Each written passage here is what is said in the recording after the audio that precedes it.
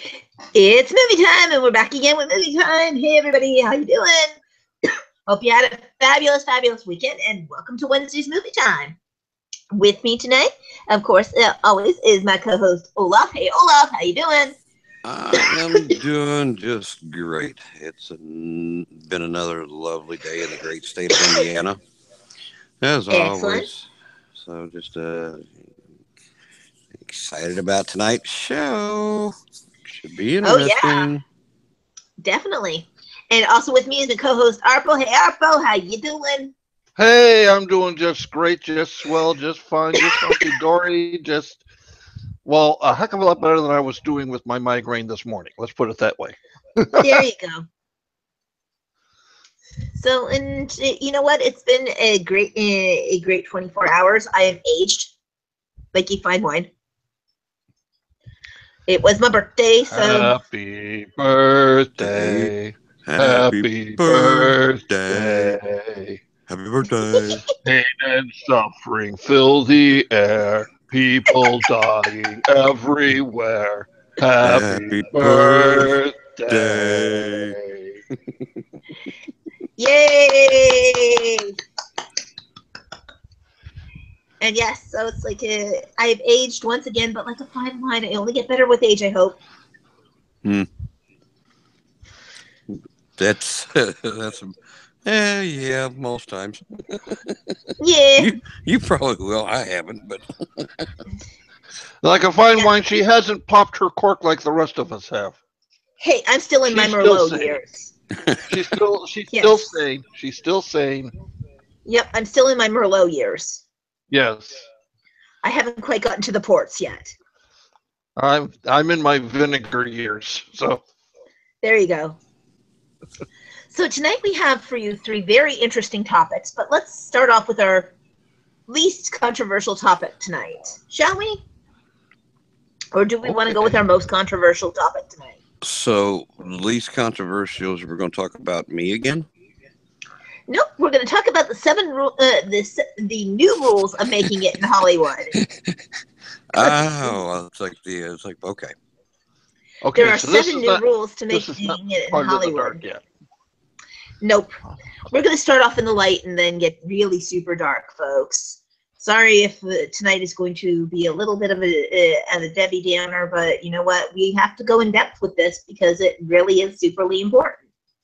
But it's like I figured that we will go with this one at first. It's like the new rules for making it in Hollywood. It's interesting because they're talking to young actors. And this article is by Zach Barron, so he's awesome. Hey, Zach, and hopefully you're a fan of Movie Time. And that you get to hear all of us and say, like, you know, the cool rules for getting famous on the show. So, or I'm Crackle sure or he's Freedom. sitting at home right now going, "They're going to read my article. They're going to read my article," or Or talk about it. something more sophisticated, probably. But Yes. So basically, rule number one is you may someday work with for something called Crackle. Well, does anybody know what Crackle is? yeah, it's I the know. cheap Hershey ripoff of the Nestle Crunch bar. What do I win? Aha. No. I know what Snap is and Pop, Mm-hmm. and then there's a Crackle in the middle. But I Well, it's like Crackle is another one of those websites. Probably it's dealing with CISO, so it's like basically it says that it's filming. Um, a certain person is filming Party Boat, and it's like basically what it is it's an online series. And the company's made by Crackle. It's like so it's a new company up and coming, and they are trying to make a new toehold in here. So they got quite a few projects going on, and it's on definitely different ones. It's a streaming channel also. So it's currently owned by Sony, but unlike Go 90 or any of the other things, it's proprietary streaming service owned and distributed by Verizon. And so instead of being distributed by Verizon or YouTube Red, it's a different kind of streaming service, Crackle. So it's starting to become the new kid on the block in Hollywood. okay. So That might want Crackle. to you might want to get all crackly with Crackle. Get to know Crackle. And now number 2. Social media is a shortcut, but you still need Disney if you want to be in a Marvel movie. Interesting. Now we need Disney. Well, yeah, because Marvel sold out to Disney. Exactly. The most frustrating place on earth? Yeah. No, I'm sorry. The happiest place on earth. Yes, that's it. Ask The a place former where they employee. Yeah, say, just the ask place where we say, anyone. it's Yeah. the place where they say, we don't want to argue about it. Just do it And, our way. and everyone's your friend. That's right. No. Except Goofy. Okay. Goofy is Yeah. nobody's friend. So Goofy's just basically, goofy. why bother working for Disney at all? Because they got basically would confirm the numbers in the past weekend, finding a new kind of viral fame and the subject of a potential neighborhood class action nuisance lawsuit. Somebody who's working for Disney. So basically, there is this person that is named Jake Paul, and he is now very, very famous. Thank you, Disney. So number 3, constantly reminding people you exist is now part of the job, which is very true. If you don't show social media presence in today's day and age of making it in Hollywood, you're probably not going to make it in Hollywood because you're a whisper and you need to be a scream. So again, it's having a large social media presence in regards to that. Yes, So, plus yeah. you don't want to Alan Arkin yourself, whatever you do. No, Alan you do Arkin not. tells a story about the beginning of his career. He was pulled out of Second City to star in The Russians Are Coming, The Russians Are Coming. Yep. From that, he was given the role of the main villain in Wait Until Dark. And then he was the star of The Heart is the Lonely Hunter. Now, these were all 3 very high-class, very well-accepted movies. Yes. And he got on his high horse. He figured, I'm an A-list actor now. I'm not going to do any crap. So he started turning scripts down. And then he saw that they were making, I forget which movie he said it was, but he called up the studio to talk to them, saying, yeah, I see you're making a movie out of this, and I think I'd be great in the lead role. Yes. And they're like, oh, so did we, but we didn't offer it to you because we thought you'd retired. He's like, why would I retire? So you haven't made any movies for the past 3 years? Dun, dun, dun, dun. Yes. Yes. So that's another sort of a sub rule to this. Never say no to a movie unless you have 2 to choose from. And even when you're doing that, it's like weigh your projects out carefully because sometimes the movie that you said no to, as they've talked about in many movies, that it's like the original actor had said no to, and they got this actor and they wound up Academy Award nominated. Mm-hmm. Yes. All I'm going to say is that Alan Rickman was not the first choice for Snape. I believe it was Tim Considine, and he turned it down. And the rest is history. Right. Yes. So, yeah. Okay, so then number 4 being Netflix is the biggest thing currently out there. And yes, it is. It is. Thank you, Arturo Castro. Yes. And so therefore you want to get your stuff on Netflix. Yes, they're even bigger than Amazon Prime. Amazon Prime is trying to catch up to them these days. Everybody's trying to catch up to Netflix in this day and age. You know what? It's like, and look at Crackle, the new child in town. Yeah.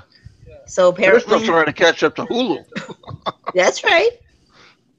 And a quote that was there from him is from Arturo. It's like, I went to an audition a few weeks ago, and the first thing they asked me was how many followers I had. So yes, having a social media presence is vitally key. Yeah. If you do not have a Twitter, you do not have a Facebook, you don't have a social media presence. You don't have a Instagram. It's like apparently as an actor you must be everywhere. There isn't a network that you should not be on. And that's why And it comes to number 5. Meryl Streep didn't have to worry about followers, but you do. right. Yeah. Yeah. Meryl Streep is Meryl Streep. So Yeah. Yes. Basically, sometimes walking around with a lot of YouTube personalities to hang out with, fans are going to go nuts over them and have no clue who Leonardo DiCaprio is. Really? No, that means, in other words, your social media presence. You have to constantly remind people, A, you exist, and B, that you have followers, and that you're constantly doing something different. And please don't ever use the "and I peed today" as your Twitter thing or whatever. And you don't need to do film anymore, but now on television you're competing with Nicole Kidman. Well, and this is also a very true fact. It's like, yeah, you should be probably doing anything that comes your way when you start out in Hollywood, of movies and television series, because you never know what clicks, Yeah. what send you forward into there. Am I going to say take every single project? No. But you know what? Don't, just because it's television or just because it's a movie doesn't mean that you shouldn't do it. If somebody Yeah. went ahead to do it, consider it at the very least. Yes. Number one, a paycheck is a paycheck. And number two, even bad exposure is still exposure. Exactly. Which brings us to number 7, a very interesting one. When Hollywood won't cast you, someone else will. And this is very true.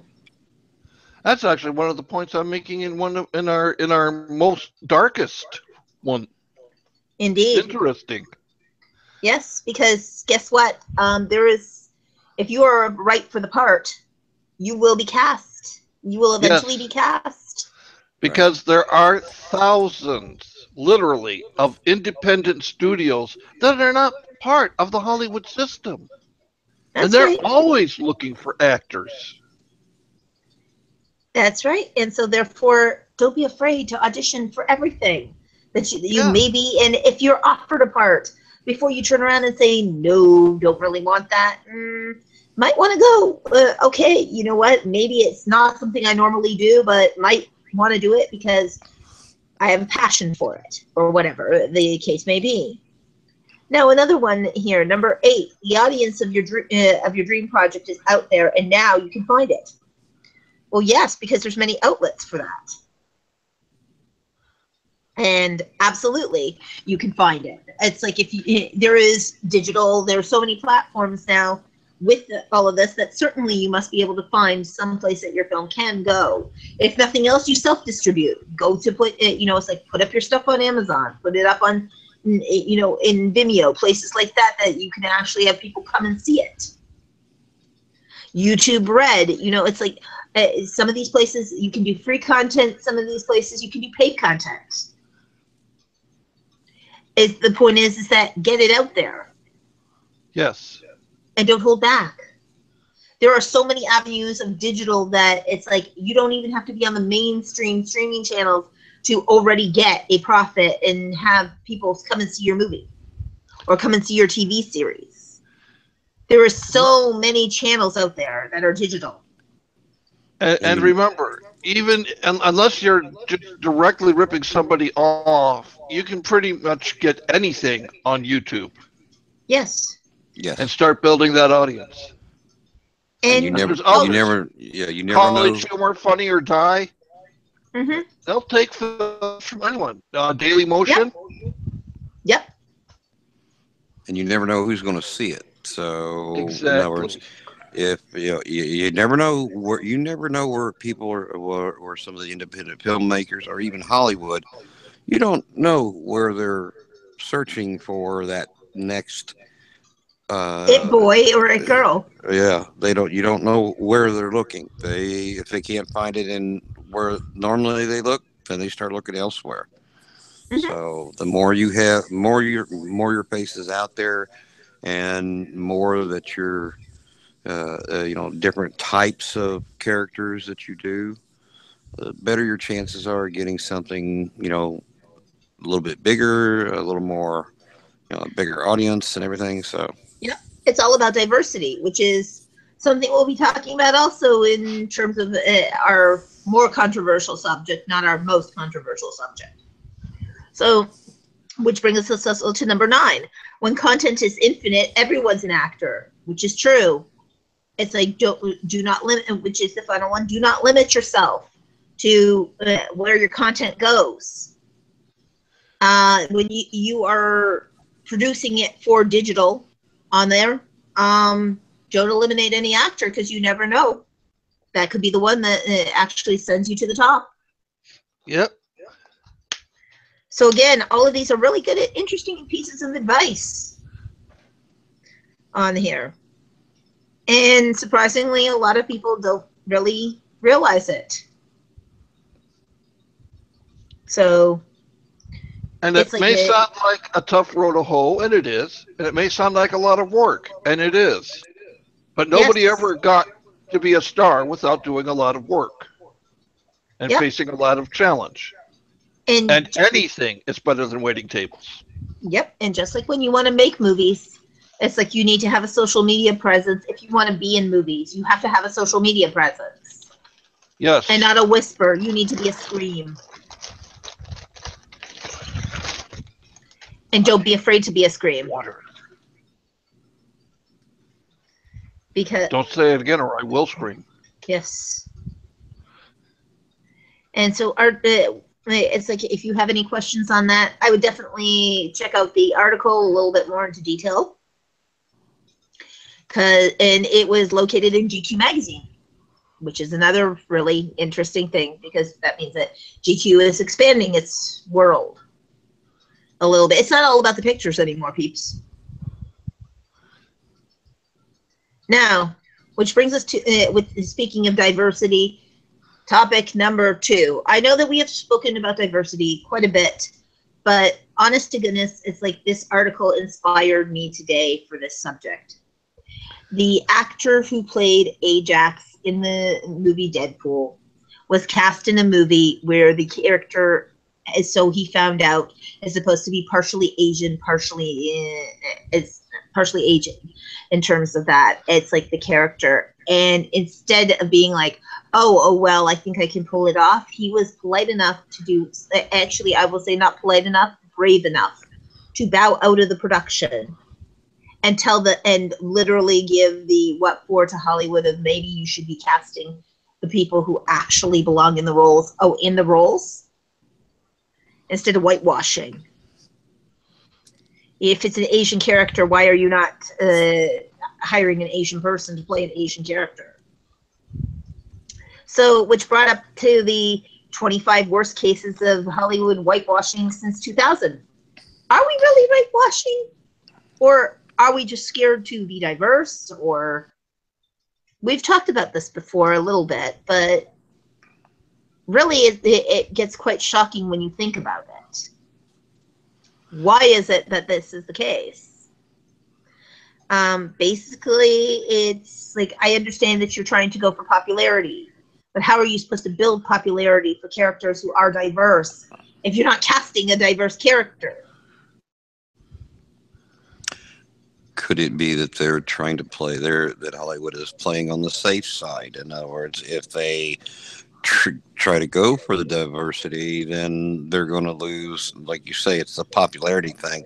Diversity is not popular, so let's not do that because we're going to lose viewers and nobody's gonna watch the movies. They're gonna quit watching the movies or find something else to do. We start making them diverse. Yep. Well, herein lies 25 of probably the worst cases of lack of diversity in whitewashing in Hollywood. Let's start off with number 25, shall we? The movie The Warm Bodies. This one kind of shocked me a little bit. Annalie Tipton, who played Nora, she was actually supposed to be an Egyptian girl in the 2013 novel. Oh. Okay. Annalie Tipton is neither Egyptian. Yeah. No, so that was an interesting one. Angelina Jolie in Mighty Heart, where she played someone who is of Marianne Pearl, who's a mixed race. But why could they not hire somebody who was actually of a mixed race? They couldn't find one that could act. No, because there's definitely no people. Yeah, I know. So, I get. Yeah, I'm thinking that Jada Pinkett Smith isn't available. yeah. Or it's like, or they went with Angelina because they thought that would be more of a box office draw. Well, that's why. Exactly. That's the reason why. That's the number one reason why they do any of this. Right. Yes. So they go for the that name. is a big They go pull. for the name that thinks it is going to sell the most tickets. Oh, and look, they did Angelina Jolie again in Wanted. Apparently, she was supposed to be African American. Okay, that's just a case of ignoring the source material. Yes. It's like, was written as an African American woman and partly inspired by Halle Berry. So then why not just get Halle Berry? Yeah. They didn't have the budget for it? If you got the budget for Angelina Jolie, you've got the budget for Halle Berry. I'm going out on a limb and sorry on that one. Yep. And come to think of it, isn't Halle Berry mixed race? Yes. So again, the same applies. What, she wasn't available at that very moment? And they thought, why not just cast Angelina Jolie there? And now this is no dissing on Angelina Jolie in her acting skills. This is simply saying that she's whiter than white bread in terms of those roles. Those are not roles that that belonged. They were a diverse character that they had a perfect opportunity to be able to cast, and went safe. Anthony Hopkins in The Human Stain. It's like apparently that Coleman was supposed to be part of. It was African American professor. Again. So they got a British white dude to play an African American professor. Hence The Human Stain. Yes. Hello. Did they even read the title before they cast him? Apparently not. Ben Affleck in Argo. Was he supposed to be Tony Mendez? In real life, is Hispanic. And yeah, because Ben Affleck just screams Hispanic, doesn't he? Well, I thought so. Oh yeah. Well, he could if he wanted to. He could just go down on the street corner and go Hispanic. Yep. He screams about as Hispanic as he does Batman. Well, you know, in a case like that, I blame the director. Who directed that movie? They better stand up. Okay. So, and then directed the movie. There you go. Exactly. Yeah. It's like Carey Mulligan in Drive. Again, was supposed to be a Hispanic woman. Yeah, because she just screams. A blonde-haired, blue-eyed white girl screams, definitely Hispanic. Especially with a name like Carey Mulligan. Oh, absolutely. The Irish chick. Yeah. And now, here is one of the biggest crimes of all. And I love Gerard Butler. Believe me, I love Gerard Butler. It's like, oh my God, yes. And also other people. Now, Christian Bale, Joel Egerton, Gerard Butler in Exodus, Gods and Monsters. And Gods of Egypt. Yeah. Sorry, Gods of Egypt. And then now this one also, Christian Bale and Joel Egerton in Exodus, Gods and Monsters.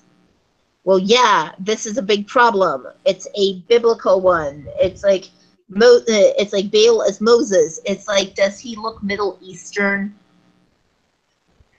I hate to break all of these biblical hearts, but you know what?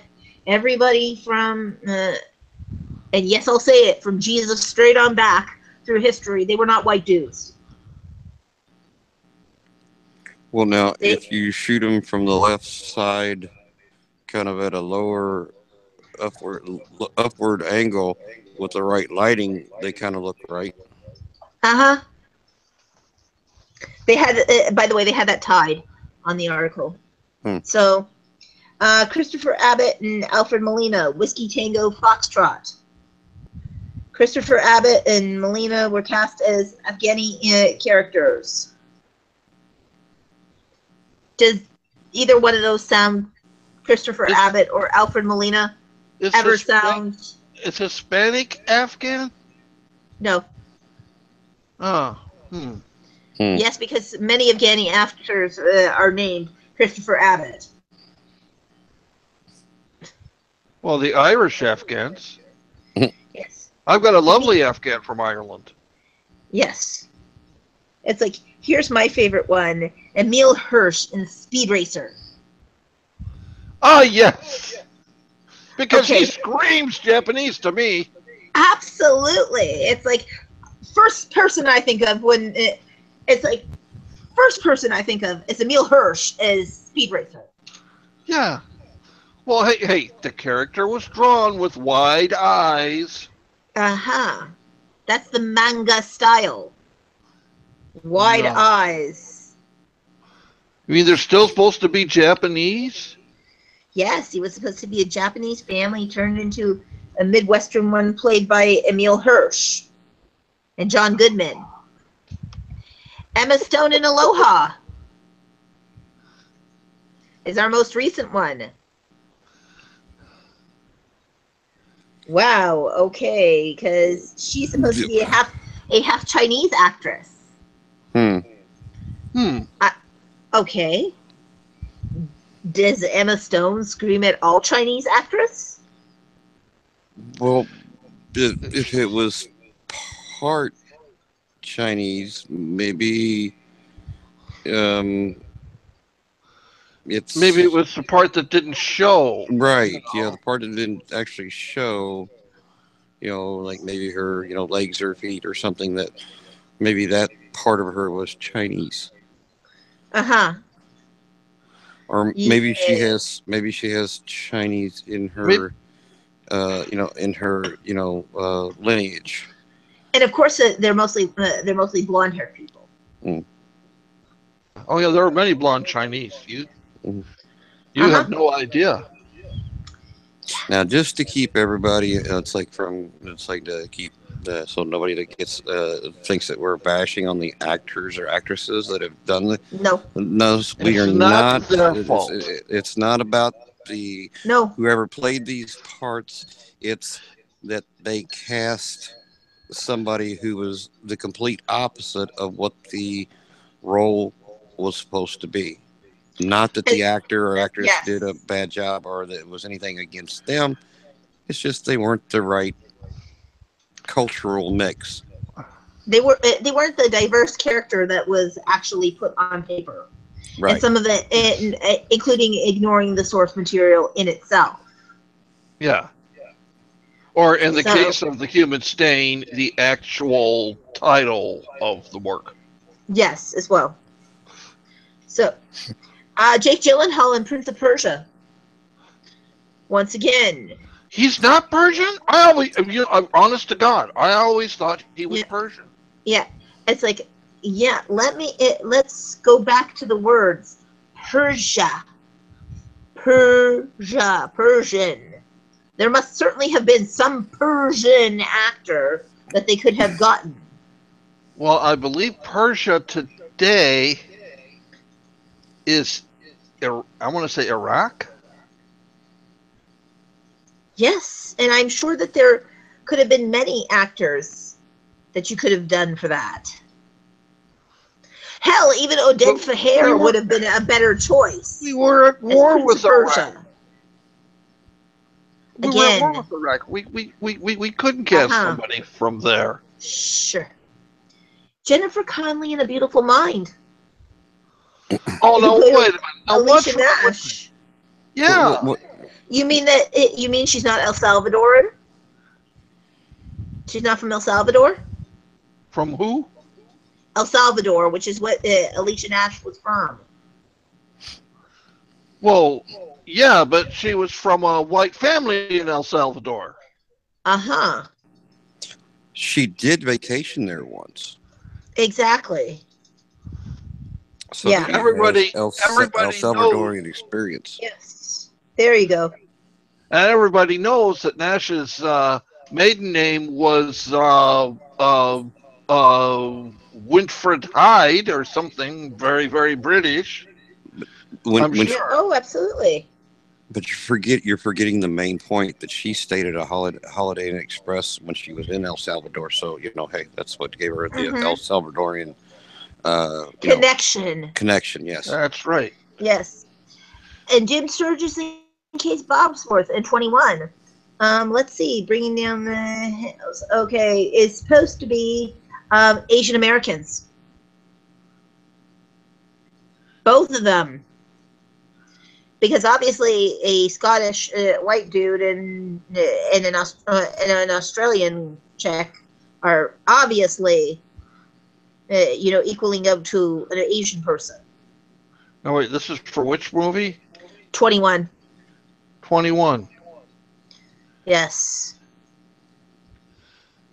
That's the one about playing blackjack, right? Correct. Oh, please, you're not kidding me. Do Asians even know how to play blackjack? I thought they all played 21. Yeah, Oh, wait. exactly. Damn. Exactly. Okay. I think it's the Alrighty. same thing. I know. I'm sorry. I gotta stop. I'm not. Honest to God, people, It, I am not Archie Bunker. Yep. Now, also, Johnny Depp and the Lone Ranger. Now, this to me was actually a huge insult to, first of all, anybody who actually watches The Lone Ranger and the bad acting that Johnny Depp does. But it's like, aside of him being a horrible actor, put that aside, is that it's like on top of that, really playing Tonto. Oh, come on. I'm sorry. But There was no really, Native honest American to people. God, Yeah, an there was no Native insult? American people available. An insult? An insult? Don't you think that insult is maybe just a little bit mild? Let's try travesty. Yes, travesty would be a better word. It's like, what? There was no Native American people available for that particular role. I well, guess Graham Greene was tied up that week. I know, right? He plays every Native American role, right? but Yeah. there is, it's like there's bound to be some Native American, you know, in Johnny Depp, maybe possibly. Buried way down That's deep. Yeah, and that's why they cast him for that because of his, it was back in his lineage Uh-huh. that there is, Native American. Hang on. I'm checking on that. I'm checking on that. And when they made when they were doing the costume for it, they somehow got his measurements, and he's the only one that fit him Yep. for wardrobe. There you go. Okay. They've done He was offenses like, born in Owensboro, Kentucky. there you go. And I'll tell you right now, it's not the first time that Native American people have been played by white people. Every one of the movies of the Last of the Mohicans in the 1950s, and including Daniel Day-Lewis. But we're talking after the 2000s. Yeah. Okay, another one on the list is Josh Hartnett, 30 Days of Night. He is supposed to be an Alaskan sheriff. Alaskans are, again, Native American people. Well, to be precise, Inuit descent. Inuits. Yes, who is of Inuit descent. This is exactly it. It's like, I'm sorry, how many times was he crossbred out of the Inuit descent that it's like that they came up with Josh Hartnett when he's supposed to be Inuit? That's almost as bad as when they had Meg Tilly play an Inuit person and Lou Diamond Phillips. In that movie, in that horrendous movie that I can't remember its name in the 1980s. Oh. I think it was the Nanook of the North? Wait. That. That's you know why they're these different. It's why they call it acting. Is because they act like Yeah. these different parts. That's why it's Actually, no, he acting. didn't. Mm-hmm. Actually, no, he didn't. He did not act the least bit Inuit, which you can tell because there were actually Inuit actors in that movie. Yes. And this movie probably. Unfortunately, Yes. they all got killed. Yes. And. Oh, I'm sorry. Spoiler. Yeah, spoiler alert. And this is an insult to anybody who ever loves this series. Justin Chatwin in Dragon Ball's Evolution.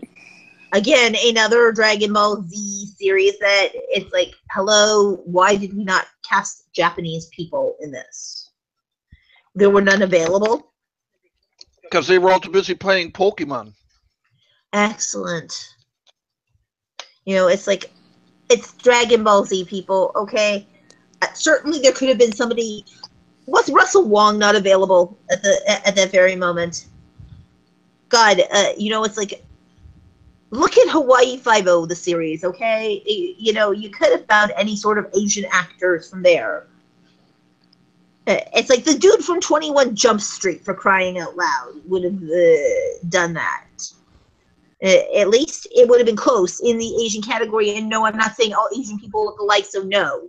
There is distinctions between each and every culture. But if you're not going to do a Japanese, if you're not going to cast a Japanese person in a Japanese role, at least, at the very least, go ahead and find somebody who is at least Asian. Yes. I mean, if you really want to talk about insults, okay, you can go back to the late '60s, early '70s, a little series called Kung Fu. Yes, the legend is drunk. Yes. Oh, the legend continues. Yes, guy by the name of David Carradine, and even more insulting was that the guy who trained him was Key Luke. Yes, an actual Asian. Yes, and that role was originally supposed to go to Bruce Lee. Yeah, he would have made a wonder. And you know what? David Carradine was a really interesting person and a good but no, there was nothing Asian about him. No matter how much makeup they put on him. Nope. He always looked like a white guy with something in his eyes. Yeah, like, I'm sorry, have you been staring at the sun too long? You need glasses? I didn't think he was actually supposed to be Asian. Maybe I remember the series wrong, but I thought he was like, didn't he like grow up in that stuff and like was an orphan or something? That was Iron Fist. Yeah. Okay. He even had a Sifu. Let's see, Kung Fu. Okay, it was 1970. Yes. Kwai Chang Caine is a Shaolin monk. Yes, a Shaolin monk. So yeah, no. Well, his last name was Caine, so maybe he wasn't. Yeah, again, I always thought. Well, in that particular series, I kind of always thought that. In other words, it's like David Carradine, in other words, wasn't actually, a monk or whatever. He was kind of like an orphan. Oh, you mean like the young Caine? Yeah. I thought that what he grew up in the, you know, in that as an orphan and Mm-hmm. not as a Asian. Yes, Uh, but he was supposed to be cast as Asian. okay. And here's another one for you guys. It's like Liam Neeson in Batman Begins. Yet another wonderful actor who plays it's like a Arab character so well. Yes. Because when I think Arab, I think Liam Neeson. Absolutely. Absolutely. That's the first person I go to. Yeah, it's like there was a lot of Asian. It's like in terms of Arab characters. It's like no, there doesn't seem to be that. Yeah, it's like no, Liam Neeson and that no. Max Migalia in The Social Network. He was supposed to be half Chinese, half Italian. Well, they got the Italian part right. Yeah. They kind of missed the Chinese part. Okay. Maybe he was more Italian than Chinese. Yeah, there you go. Maybe his Chinese mother ate too much ravioli and was unable to pass on the traits. Mm-hmm. Oh, he got all the recessive genes. Okay. Yeah, yeah. So recessive genetics casted a white guy as part. Well, like I said, there was the partially Italian part. They did get it half right. By the way, so we'll give them half a credit. Yeah, half credit. I want to go back to Kung Fu real quick because of you saying that Bruce Lee was. Bruce Lee actually helped to create the series. Yes. And then got passed over. Yes. But David Carradine had no formal martial arts training of any sort. He had received some training as a dancer when he was younger. This was particularly an aggravating fact for Bruce Lee after he was turned down for the part of Kane. Yes. Sorry, we can't cast you. We're going to cast somebody who knows absolutely nothing about martial arts. Yes. And then my favorite one, Mina Suvari Stock, who was supposed to again play an African American woman. Because nothing says black person like Mina Suvari. I can see it. Absolutely. You know, going from American Beauty to down home African American person who looks whiter than white. Nate Wolf in Death Note is the next one. Okay, in Death Note he was supposed to be Japanese again. Oh. It's like because he looks so Japanese.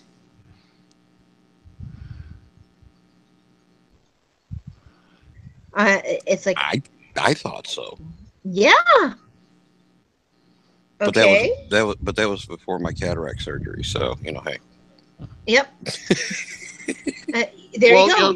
During I saw a shot of him watching the eclipse a couple weeks ago, and but I guess he was squinting at it. I don't know, but I thought he must look Japanese. Yeah, except for the color of the skin, his height, the shade of his hair, the shape of his face, his general body build. Okay, now you did say that there are Asian people who are blonde, so you have to take that back. Okay, you're right. I have to take that because there are so many. I for the record, I never said they were natural blondes. Nope. But that's irrelevant. Now here comes a really good one, which I have to agree was completely wrong castings. Okay, Nicola Peltz and Jackson Rathbone in The Last Airbender. Tell me what is wrong with that picture, figuring that the Last Airbender are of Asian descent. Not only are they Asian, they're Asian Inuits. Yes. In that movie, because that movie took place in the land of the country of winter. Yeah. So it certainly screamed Jackson Rathbone, right?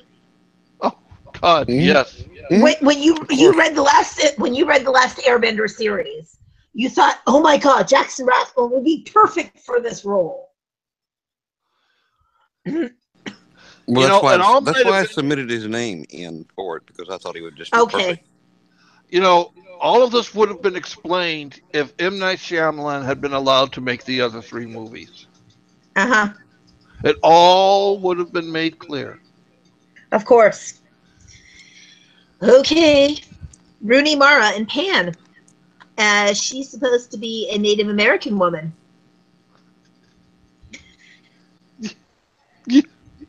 Named Tiger Lily.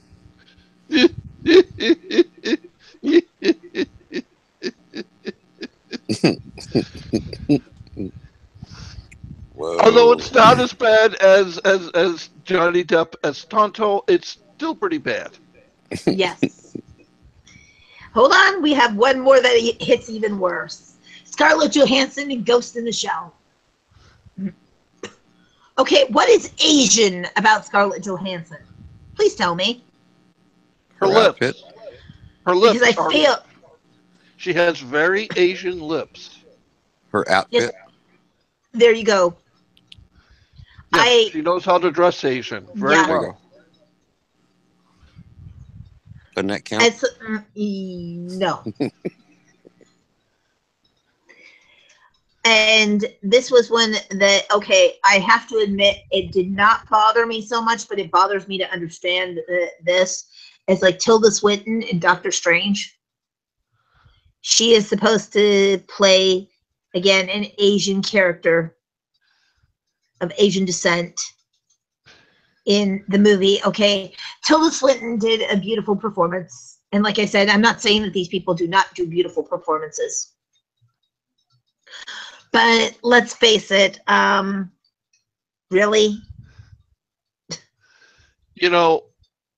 Sometimes people run away to join Tibetan monasteries, and they're not always Oriental or Asian. Yes, but you know what? She did a brilliant portrayal of it. And you know what? She's got one of those facial features, honestly, that is very neutral. Tilda Swinton? She can play a lot of different semi-ethnic roles. Diverse roles, yes. Yeah. Because she does have that one. I mean, it's a wonderful face for an actress to have. Yes. She's got like this really interesting face. And honest to goodness, it's like, and then finally we will have number 25 in this. Tom Cruise, Edge of Tomorrow. I never knew, Tom Cruise is supposed to be playing a Japanese guy. Well, he was in The Last Samurai. I know, but does that make him an Asian dude? Honorary. He's an honorary Asian dude because he was in... Yes. About as much as Matt Damon was in The Great Wall. Of course. No, actually, in The Great Wall, they did make it very clear that Matt Damon was not an Asian character. Exactly. And also another thing that they made quite clear in there was the fact that it's like, okay, I will even say in terms of John Cusack it playing in in the movie. I cannot remember the name of the movie. It's like they were outsiders coming in the wall. Yes, Thank you. It's like, so great movie. Again, they made sure that they realized outsiders coming in to do this. Yeah. Last Samurai, really. And this last one, it just makes me go, okay, Hollywood needs to be able to wake up here. So, yeah, when that actor decided to bow out of the role, the gentleman who played Ajax in, it's like, let me get his name correct because I do want to credit him where credit is due.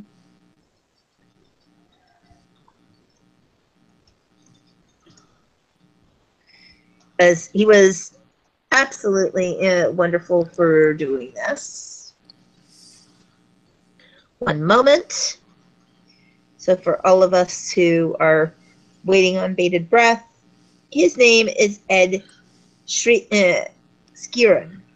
It's Ed Skieran. As opposed to Ed Sheeran. Yeah. No, it's Skrein. Skieran. Okay. Ed Skieran. Yes. And I admire you. Thank you. You will get a better role out of this. You will get a better, you will do that. And thank you. Thank you. Thank you. When you realized that the character that you're about to play is miscast for being brave enough to do that. And like I said, I will say thank you, thank you, thank you.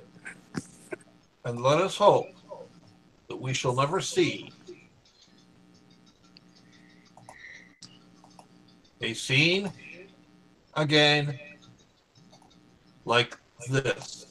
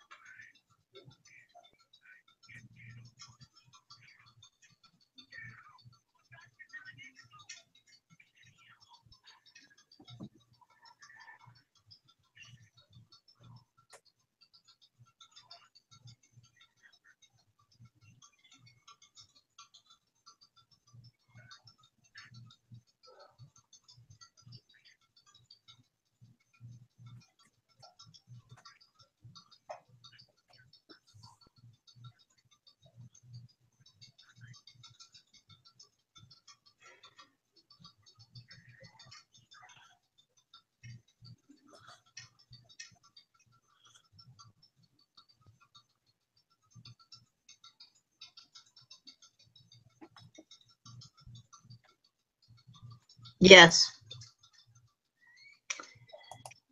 Our sincere hope is that Hollywood wakes up and starts casting people in what exactly that they're supposed to be.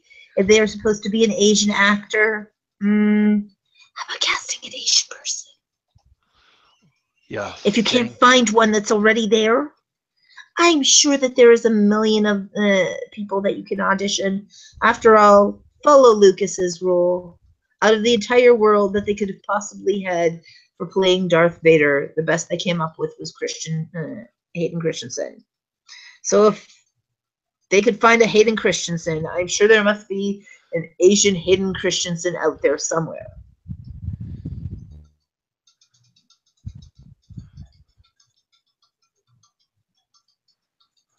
So, but always remember that Hayden Christensen grew up to be an amalgam of David Prowse and James Earl Jones. So there you go. There you go. Moral of the story is there are plenty of people to cast. Cast in exactly to type. And you know what? Celebrate diversity. Which moves us to an interesting third topic and probably the most controversial one. And now we're going to the huge dark side. The reason it wasn't. So we're going to the controversial. Now we're going to talk about ARPO, right? Even deeper. Wow. Okay. And this one was inspired by a very sick article that I read today. The rise of sex robots is real, and we should be concerned. We should be more concerned about what is going on right now in Hollywood. Because there are people in the industry who do other people harm. It has been reported by people like Corey Feldman, Katy Perry, even Jodie Foster of recent, Angelina Jolie. And guess what? They don't name these pedophiles. Pedophilia in Hollywood is a huge, huge problem. And apparently whoever this person is, or this ring of pedophiles and sex traffickers and molesters that are there, they're not being named. Now, my question isn't so much of the shock value of, oh my God, there are pedophiles and creepy people and sexual deviants in Hollywood that pass children around like no tomorrow. And yes, because sadly, that's everywhere. Yes, human trafficking is everywhere. But the fact that nobody wants to report it because they're worried about repercussions. Really? What possible? Okay, let's put it to you this way. Yes, the world, a myriad of repercussions are possible. But yes, let's think about this, people. Is it more important to worry about that or to take these sick individuals off out of the industry? And because that could be your child. That can be, you know, your little boy, little girl who comes in auditions and is passed around these crazed people. It's like it happened to all of these people. They're speaking out about what happened to them and what attempted to happen to them, but yet they won't name names. And this to me is more disturbing in terms of that. It's like, it is very disturbing, the crime. But, for example, Angelina Jolie saying too scared to reveal the name of a Hollywood pedophiles. If you know the name, why the hell would you not tell what the name is? To warn people. It's like, what are they going to do? Age her out of Hollywood? Make her not be able to direct any movies? Not give her any finances? Because she doesn't have enough already in assets to do this. It's like, I'm sorry, you know, because there's only one way that things like child rape and child sex rings and all this stuff. There's only one way that it can be stopped. Get involved. Yeah.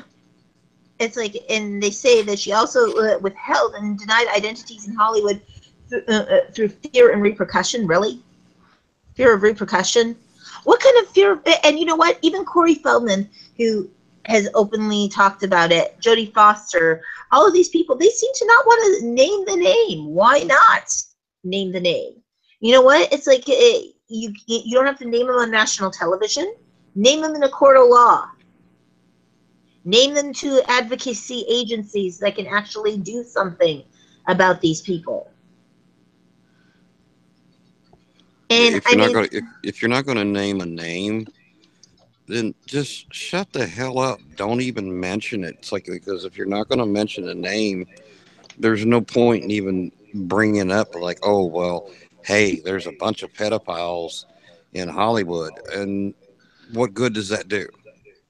Yeah. If you're not going to name names, just shut the hell up. Stop going, oh, there's a lot of this in there. Either step up or shut up. Exactly. And I absolutely 100% agree, because it's disgusting. It's like, you know, details emerging that she knows the identity of major players in Hollywood pedophile rings, but refusing to go public with their names. Okay. If I know that somebody is doing this, you're a parent to a child. Would you just allow that to go on, because knowing that somebody else's child could possibly be involved with this? No. Well, I suppose as long as No. it's somebody else's child, it's okay. Mm. Yeah, no. I mean, hey, as long Yeah. as it's not my child. That's Yeah. unfortunately, That's the there are too many mentality. people who think that way. Yeah. That's the mentality, unfortunately. Yeah, it's not going on in my direct household. It goes on in my neighborhood. Oh well. Yeah. Well, you know what? It's like, I'm sorry. It isn't the first time that it's like, there is an underbelly in Hollywood. Until you start naming the names, it's like, and as I said, I'm not only singling out Angelina Jolie. Jodie Foster had the recent opportunity while she was in an interview and talked about an attempted rape at the age of 14 to call out that producer by name that had allegedly done that, or the person that she had called out. She could have called out their name. She could have said which audition it was for, without calling out the person's name. And again, it's like, I'm not saying that you put them up on a registry. I'm talking about actually bringing physical. It's like bringing physical charges to that person. How are you going to rid an industry if everybody's keeping it all locked up? Yeah. Exactly. And I mean, Corey Haim, yes, he died of a drug overdose, but he did that because it's like he was trying to numb the pain of being molested. And I'm not going to say, it's like, we can all say allegedly as much as we want in this world. It's like, and it's like, I tell you, the number of problems in Hollywood was and always will be pedophilia. The biggest problem for children in the industry is the big secret. Surrounded by pedophiles, it's like literally didn't know it. And until I was old enough to realize they were what they wanted, they were vultures. Yeah. Okay, if you're going to say something like that in this industry, why not call it out? Indeed. It's like, you're a parent of a child. Yeah. And I mean, your ex-husband called out that that things happened to him about rampant pedophilia epidemics in the United States, and has spoken out about it. Yes. I mean, why not just do it? It's only a matter of time before their sickening crimes are exposed for the whole world to see. Well, you know what? It's like, it won't get exposed until somebody turns around and says it.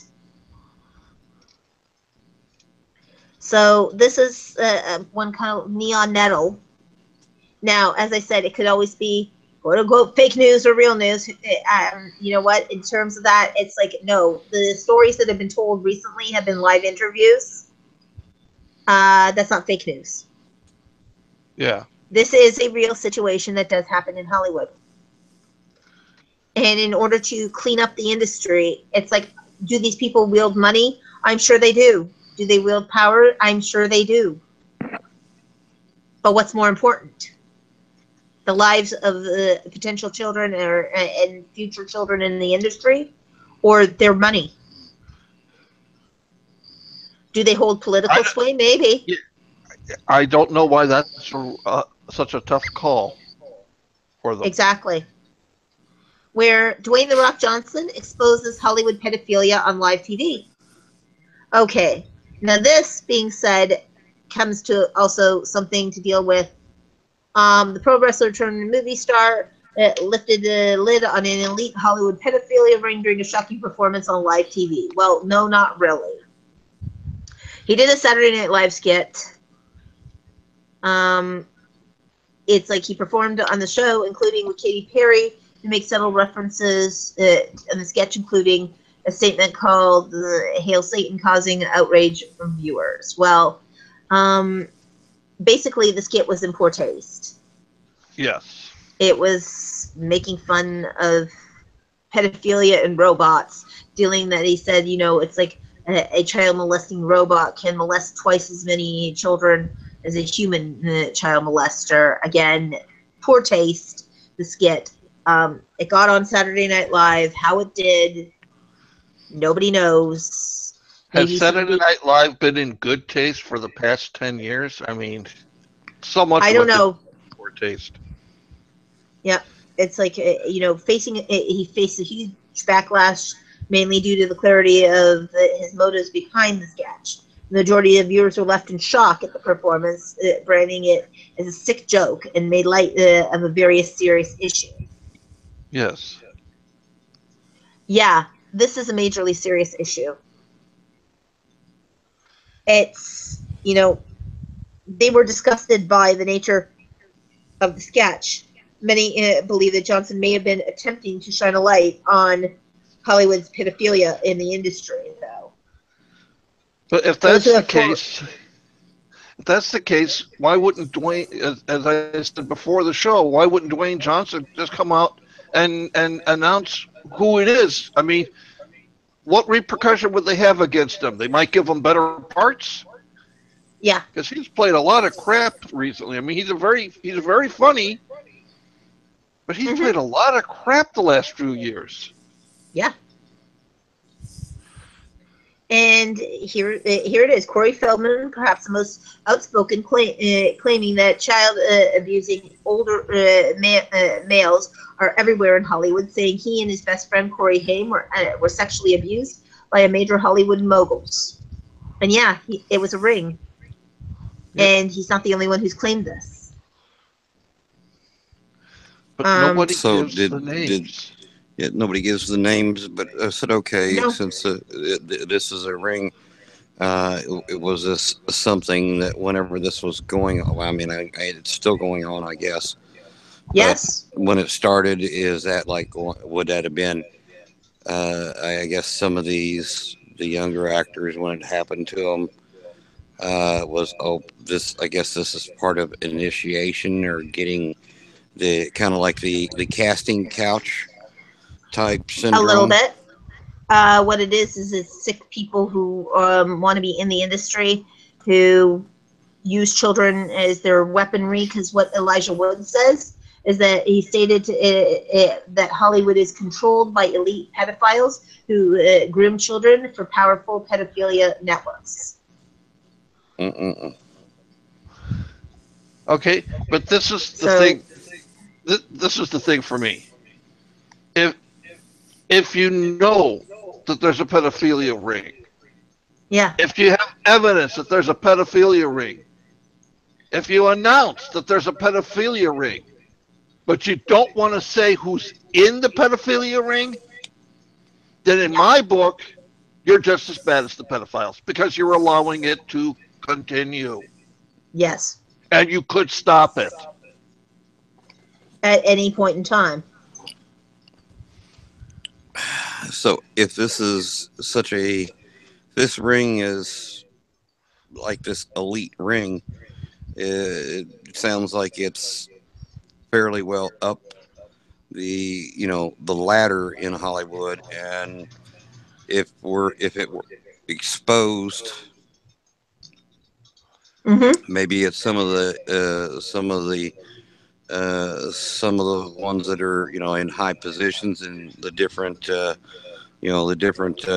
studios, Yeah, and if it they were don't deserve to exposed, be. Yeah, no, they don't deserve to be there. It's like if that's what they're doing, they don't deserve to be there.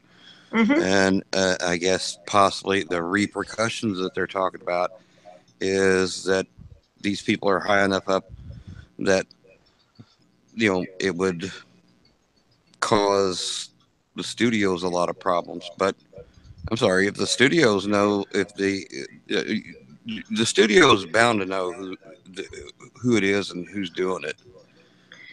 So But then they're at just the as same bad. They're time, they're they're just as yeah, bad as everybody else.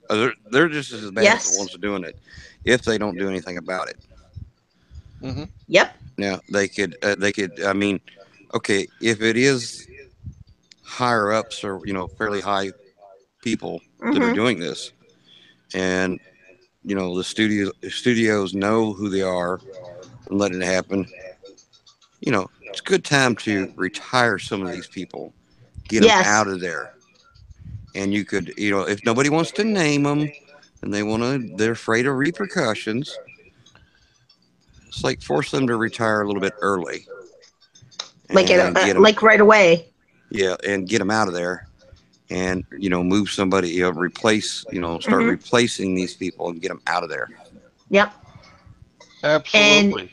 yes, Judith Reisman, the principal expert investigator at the U.S. Justice Department of Child Sex Abuse, warns that in the episode of SNL used the same strategy for pedophilia advocates used to convince the nation's public that sexual activity between adults and children are almost any age is normal. Well, that's a little bit of a harsh thing. It's called being in poor taste, but that's okay. She recently attended a symposium held by Minors Attracted People, an advocacy group that is disseminate of accurate information on the position that pedophilia is just one more. It's like it. The fact that groups like this even exist. Oh my God. It's like no. I'm not even going to even name it. But in 2009, the court determined a convicted pedophile's rights were violated by the police employer when 20-year-old conviction of molesting a toddler. It's like, really, that's the problem? Further campaigns backed by Prime Minister Theresa May was launched in the UK to allow convicted pedophiles to, oh wow, I don't even want to read that. It's like, please tell me that is, it's like basically, look, bottom line is that these things do happen. There's been enough people who have been hurt by it. Name the names. You're right, Olaf. Retire them early. Like I said, you don't want to name the names. I'm sorry, pardon me, excuse my French, but get them the fuck out of there. Yeah. They don't need to be in there. Excuse my French, Yeah. but they don't need to be in there. I'm sorry. It's a bit of a sore spot with me. So Yes. I never knew get them out of there was French. yeah. Yeah. It comes from the getu, ouvre and getu.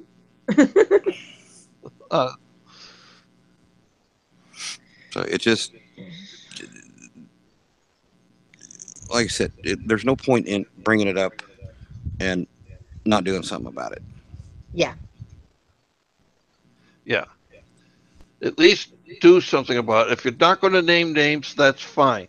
But you can't tell me that the studio heads don't know who it is. Of course they do. So why aren't they getting rid of them? I don't care how much money they make for the studio. There's always somebody else that can make money for the studio.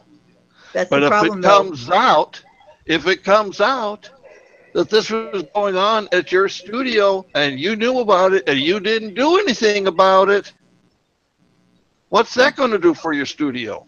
Apart from closing it down. It's like you're going to lose a lot more than what you would have. You're going to lose a lot more than what you made from that person, or that person made you, or persons made you. You will lose 10, 100 times more than what they would have made you. Exactly.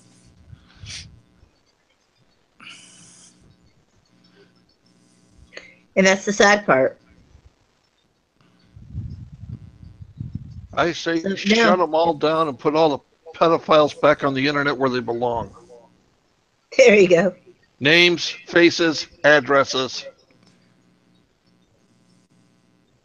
There's a reason why they do that.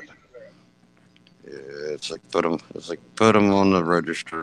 Let it be publicly known who's who. Mm-hmm. Yeah. And like I said, it's not a matter of being mean. These are children's lives that you're talking about. These are not people who, and you know what? They are children. They're adults. It is a serious issue and not to be ignored. That's right. Right.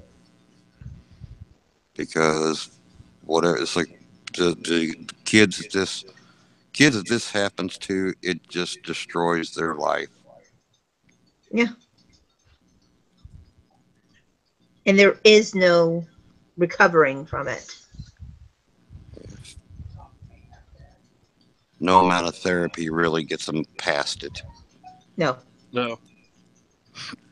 Because the important thing to remember, the reason why so many pedophiles get away with it is the psychological force that they put on these children to make them believe that it's their fault that Yeah. this is happening to them.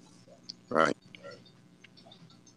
And they grow, Yep. many of them grow up believing that until they can't handle the guilt anymore and go nuts on the drugs or kill themselves or whatever.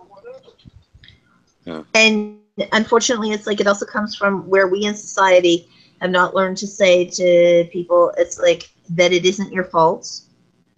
And don't turn around and say to people, it's like, well, it was supposed to happen that it's like, why didn't you fight them off? Why didn't you resist this? It's like treat both male and female victims the same way. Because they are the same. You can't tell a little boy, why didn't you fight him off? Yeah. Sure, you have a person that's 200 pounds, you're 60 pounds soaking wet. Go ahead and try and fight them off. Yeah. You know, it's like, and it also, the way that they treat this in terms of advocacy, we're getting a lot better with it. It's like, these are the things that you really have got to think about. Yeah. I made a movie years ago too about teen psychiatrist or an adolescent psychiatrist who was raping his patients. Yeah. It was called High School Girls. And after, when he's been arrested and he's being interviewed, he makes a comment, and this is something that I actually picked up from reading, online confessions. And he says, it isn't about the sex, Everyone thinks it's about the sex, but it really isn't. It's about the power. And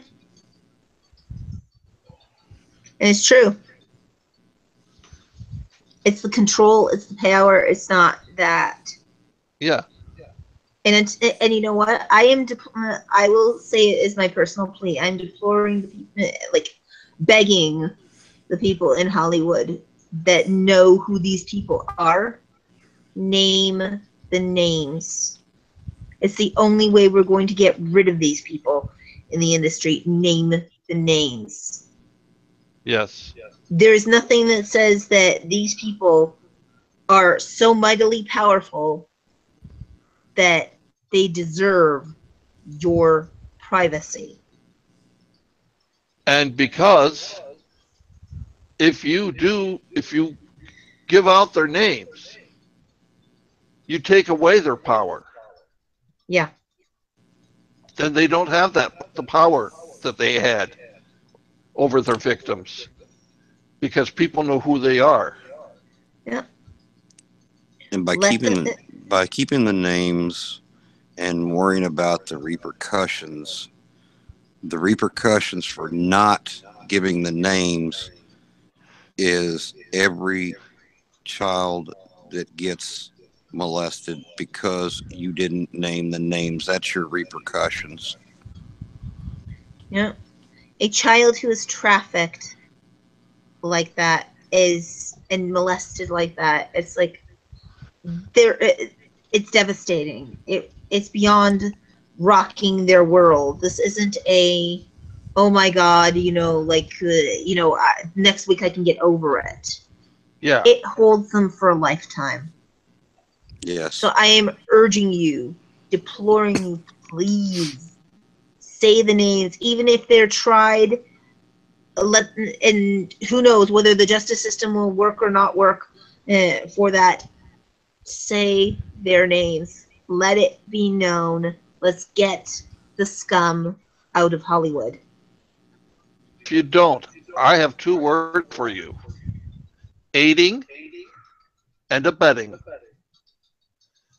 And for most crimes, that's just as bad as doing the crime itself. And Yep. certainly for this one. Yeah. So again, we do welcome our audience to do questions, comments, anything that you'd love to know about us. So that being said, Olaf, how do they get you in social media? Before we do that, real quick, I just want to say something for any of our Yes. listeners who may be in Texas. A story that came through, that's what I was looking at down here. Mm-hmm. A chemical plant in Crosby that was struck by Hurricane Harvey is very likely going to explode. Oh no. And this could affect Oh my a God. wide area of Texas because we're talking chemical toxins getting into the atmosphere. Yeah. So, people in Texas, be aware. This is real. This is happening.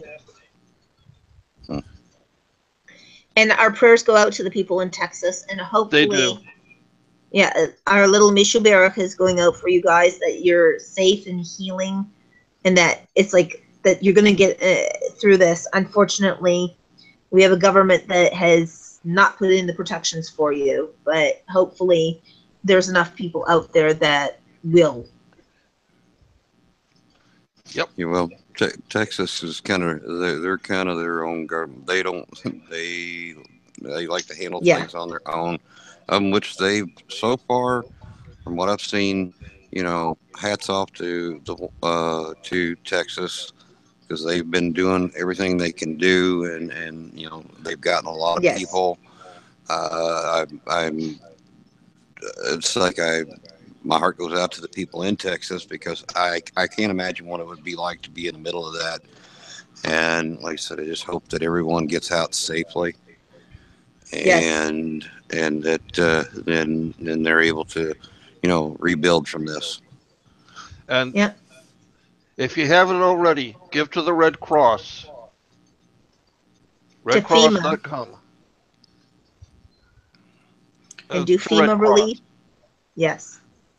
Not so much to FEMA. I mean, the government does not seem to be terribly interested, this particular administration, in helping out in natural disasters. Yeah. Yeah. Well, yeah, Based on Trump's trip to Texas yesterday, where he didn't even mention the people who died, or were Yeah. in the hospital, or were still trapped, but said, "Hey, we'll have you go yeah. back up and running before you know it. Mm-hmm. Get on my plane now and go to Missouri. Bye." Yeah. He graced our presence today. You are so blessed. Oh, absolutely. Too much protest, but yes. Oh, yay, merrily, yay. Yes. Good thing I have better things to do with my life than pander to government visits, no matter who the government is. right. Yes, that's right. Yeah, like I said, that's one thing that was brought up about Texas today is like they don't really rely too much on the government because they're their own government. They're like on, yeah, you want to help, okay, fine. If you don't, we don't care because we're Texas. We take care of things ourselves. So What more, it's I like would, yeah, yeah, it's like, well, I mean, like I said, I'm not, the government. Eventually, I guess they will help, but in other words, Texas is like yeah, we don't. It's like you yep. want to help, fine. If not, we don't care because we're Texas and we take care of ourselves. We take care of our own. And one of the things I will say is if you really, really want to help, send supplies over there. There are hundreds and millions, there's hundreds and thousands of families who have now just lost everything they own. Yes. It's like, I'm sure they want clothing, toys, all kinds of supplies. Send over the water is poisoned. The water in the area is poisoned. Exactly. They have no clean water to drink. Send them cases of water. Yes. This is the time to do that. It's like if you really want to help, money is wonderful. Yeah. Supplies that they're desperately needed is much more needed. Yes. You will be amazed what a bottle of water can do for a life. Oh, yes. Yeah. Oh, yes. Definitely. So with that said, again, Olaf, how do they get you in social media? You can get me on Facebook and Twitter at Olaf Barbosa. And you can get me on Facebook and LinkedIn, and of course on Skype. If you tell me that you're with that you enjoy Movie Time, I'm happy to talk to you.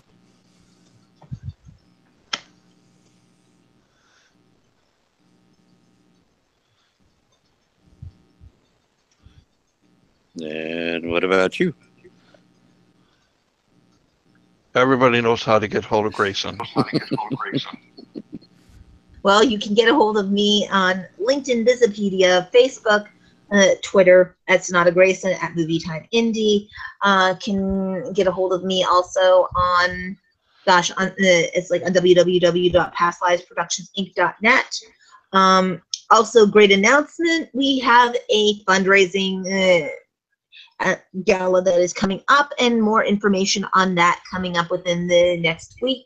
Please look out for it on the website, as well as we also have still our GoFundMe campaign in case you wanted to donate. Anyhow, that being said, you can also reach me on basically with 4 pages of footprint now and 16 podcasting stations. Well, if you can't reach me, then you're just not stalking me hard enough. And Arpo, did you tell them how they can get a hold of you? I did. I was very serious about it. Yes. Given the downer I brought at the end of the show. I'm so sorry. That's okay. People need to know the stuff. And on Friday, we are having an amazing guest. So I will announce it to you right now. We are going to be having Brian Hathaway as our guest. So if you wanted to know about social media marketing, branding, and stuff like that, this will be the show for you. This is the guy that knows it. Yeah. And on Wednesday, we are having Jonathan Bross. So just to let you know, definitely stay tuned. And with that, take care. See y'all. Thanks for listening.